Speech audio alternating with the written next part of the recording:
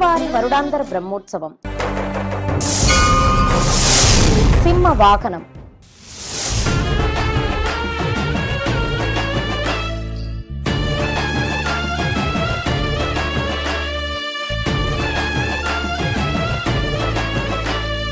சிம்ம வாகனம் அமர்ந்து சிந்தை தன்னிலே கலந்து சேவை தந்து பவனி வரும் சிம்மனே, தம்மை அண்டி வந்தவர்க்கு தாள்களின் புகழ் விளக்கம் தந்து சரண பாதம் காட்டும் ஈசனே. ஓம் நமோ நாராயணாய, ஓம் நமோ நாராயணாய, ஓம் நமோ சிம்மாசனாய.